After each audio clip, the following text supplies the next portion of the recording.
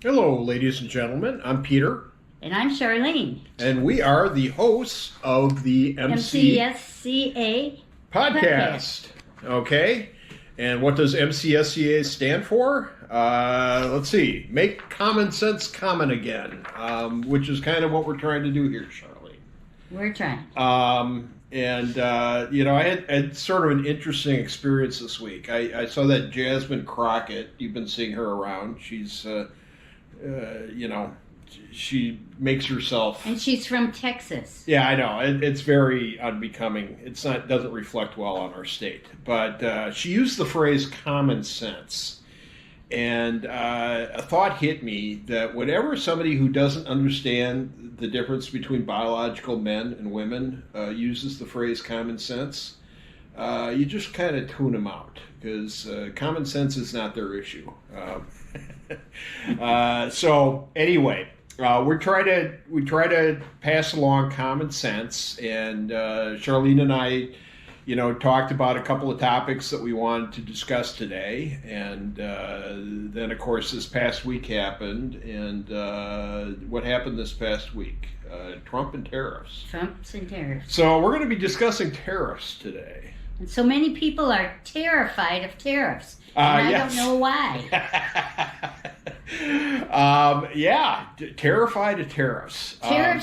Tariffs were the way our federal government was financed when it first started. There was no income tax. Until 1913. It was tariffs. Yeah. Shipping their goods to the colonies. Oh, yeah. And when we became a separate country, we charged tariffs on them. Right. And that helped support our businesses and our manufacturing in our country. It made us it helped us. It was a facilitator to us becoming a manufacturing powerhouse, and we were the world's top manufacturer. I would argue until the 1960s is when we really we grew too sophisticated to make our own stuff, which I think is the wrong way to look at it. And again, I will go back to I'd rather have assemblers than baristas and lawyers. You know what? I want, not so much assemblers, but technicians, people who can go on the floor, work with the technology to make things here in America. Yes. And those are high-paying jobs, and those are jobs that require some smarts. They're jobs that Mike Rowe talks about. You're a fan of Mike Rowe, I know that, and I am too. And he believes that people have to go back to making stuff. On the tariff front, which I think directly relates to China. Okay, I think the best case scenario is we don't reach an agreement with China. What does that mean? That means the rest of the world trades with us, and really doesn't trade with China. Well, they keep upping each other. Right. Now they're about 150%? Well, the good news is that China jerks with the rest of the world as well as us. So right. The European Union is no friend of Xi Jinping's either. But I was not aware that Canada had a 300% tariff on dairy products. Yeah, the stuff with Canada will get worked out. I mean, Canada, we had sort of a dopey we're gonna work prime minister, but on the other hand, we had a dopey president on our side too. Well, some people don't realize how high the tariffs were against us. Right. Well, I think Trump. I think we will reach a conclusion. We will. I mean, Canada needs us. Canada needs us. Mexico needs us. China doesn't think they need us, even though they probably do. Okay, so that's why China. The rest of the world is going to figure it out. We're going to figure it out, and we're going to stop having trade imbalances, because if we have an imbalanced trade, Trump is going to get on the phone, or J.D. Vance, the Trump 2.0, is going to get on the phone and say, "Look, you need to buy some more 787s, or we're gonna up the tariff on big screen TVs coming from Vietnam." It's a balancing act. Right. And but we've been at the top of the seesaw. Right. Too long. Well, we've been just neglected trade. We have neglected trade management. We're no longer going to do that. So I think this is real positive. And we did rather well. We became, I think by 1913, we were the biggest economy in the world. Don't quote me on that. Because we were innovative, and when we exported things. Well, you tax things, you get less of them. So you get less imports, you get more domestic production. And we bought American. We bought American, and our industry developed. We built Chicago. We built New York. We became, by 1913, I think we were the world's premier superpower. At that time, I think world provider.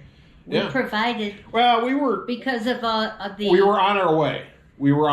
It was the thing about taxing income. Whenever you tax something, you get less of it. Right? It's a depressant, and without an income tax, people were interested in producing.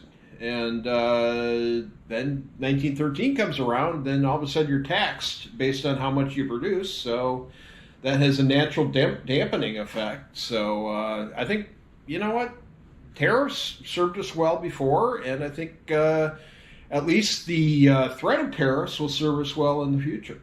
And I supported Ross Perot both times when he ran for president. Okay. And he said, if you pass NAFTA, there'll be a sucking sound. And he was right. He was right. All the manufacturing left this country. You knew who else was saying the same thing at the same time? This up-and-coming real estate developer from New York. What's his name again? Donald Trump, yeah. Donald Trump never... A lot of people who own businesses knew that if these other countries could flood our country with product that they could produce cheaper because they had cheap labor. Right. They just, they knew that would happen. And it hollowed out Detroit, it hollowed out Cleveland, it hollowed out what we now call the Rust Belt. We don't make anything anymore. We make, instead of welders, we have baristas. We have way too many baristas, way too many lawyers, if you ask me. And we need to go back to making stuff. And during COVID, we found out, which I wasn't aware. Yeah, having China make all our stuff is not a good idea. All of our medications and antibiotics and all that stuff is made in China. And all they have to do is say, nope, we're not sending you. I have a whole bit on COVID that we're going to get to. Not today. Yeah, well. Tariffs.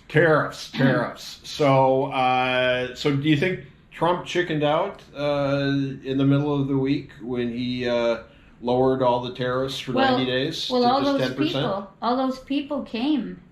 They contacted him and said, hey, we want to negotiate. Right. So I don't think he really Well, not all of them. Who didn't come? Oh, China. Yeah? Do you think Trump maybe... And the European Union only did it on industrial products. Well, the European Union is its own animal. But, everybody says Trump chickened out. I have a different take on it, okay? If people are willing to negotiate, well, you just hold it, Right, but I think Trump sort of knew that folks were going to come to the table. And I think he also knew that Xi Jinping would not, because Xi Jinping thinks he's the big guy on the block. And he is a big guy. There's no doubt about that. But I would not be surprised if Trump had this planned all along. And the plan being to isolate China, specifically the Chinese Communist Party. I want to distinguish between the CCP and the Chinese people. I'm dating myself and Charlene here, but we remember Tiananmen Square when those freedom protesters... I wasn't there. You weren't there. Like Tim Walz. Well, let's not even bring up... I'm a Minnesotan, and I'm sorry about Tim Walz. You just say Tim Walz and he... Yeah. It's not a good thing. He's not a smart guy. That's a whole different discussion. Okay. Anyway, we remember Tiananmen Square, and it was wonderful. I mean, seeing those folks, I remember they had a little Statue of Liberty they brought to Tiananmen Square. And they were peacefully protesting. Yeah, they were actually peacefully protesting. Not that you can't you can't even peacefully protest in China. No, that's not permitted. But they actually were there for like 10, 15 days as the Chinese Communist Party tried to figure out what to do about it. And then finally the hard line won out. There were reformers, I think, in the Chinese government at that time. But the hardliners won out, and they cracked down, and they killed a lot of people. And they did to those people, I would argue, kind of what the Biden administration did to the January 6th people. You know, if you were in Tiananmen Square protesting, not or walking through, yeah, right, you were sent away, scooped up, and yeah. So my heart is with those people, the freedom-loving people of China. I've been to China, well, Hong Kong, which is part of China, and the Chinese people are wonderful. I've known Chinese people in school. The Chinese people, there are about a billion plus of them, so there are a lot of them. But the issue is not with the Chinese people; it's with the Chinese Communist Party, and in particular the Xi Jinping. Going back to tariffs. Yeah. Well, I think tariffs in China are basically are turning into the same topic. Well, I think that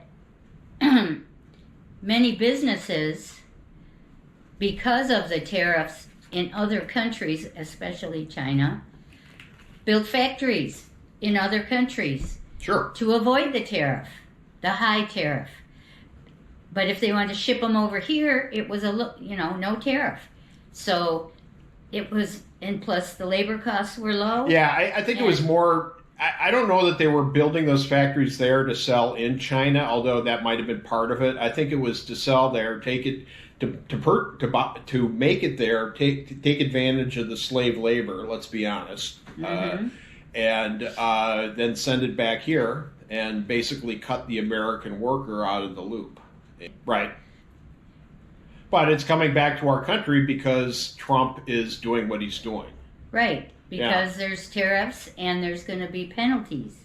And we're not going to have, I saw, is it Harold Lutnick? Mr. Lutnick, Secretary Lutnick, on TV the other day, and he was mentioning, we're not going to have people doing the small work like that.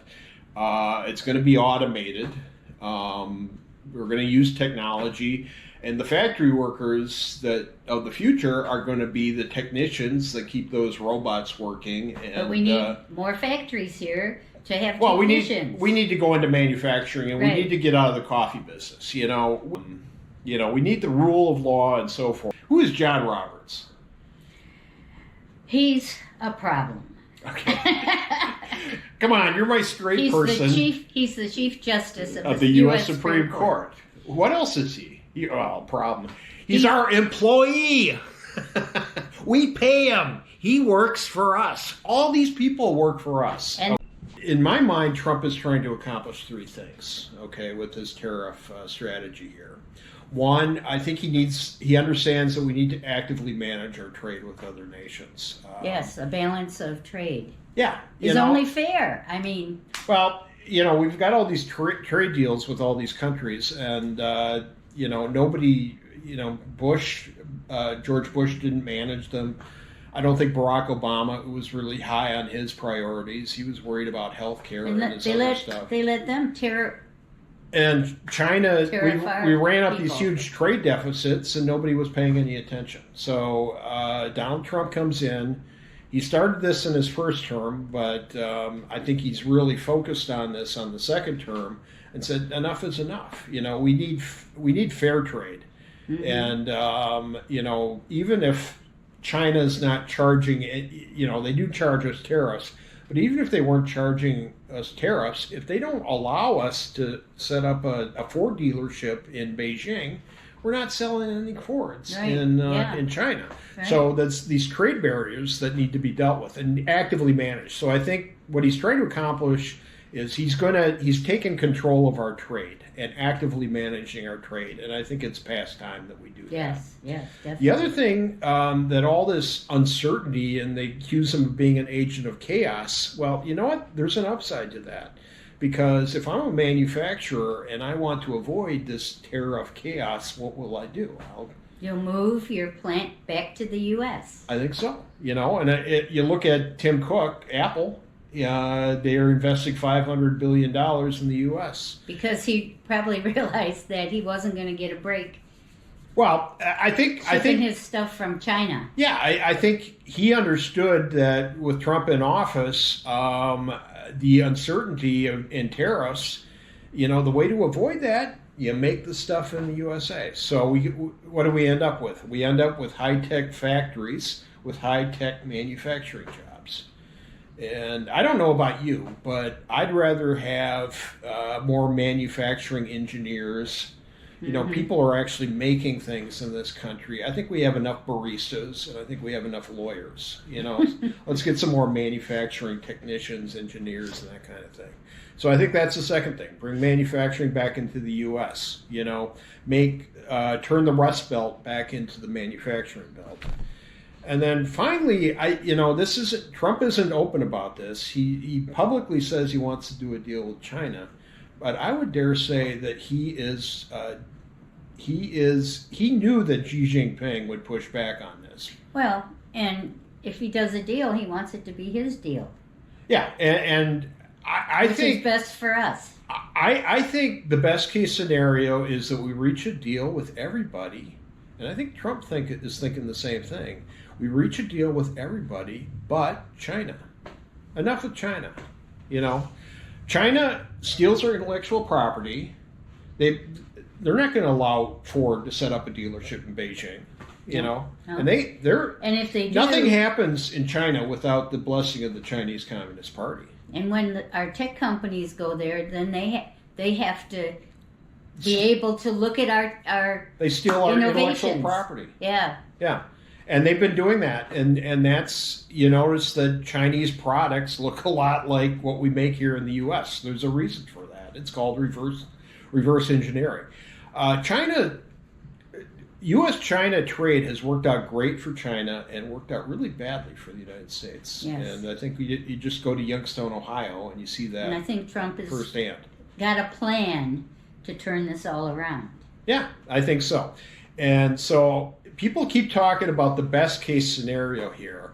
We reached an agreement with everybody. I think that's the best case scenario with one caveat.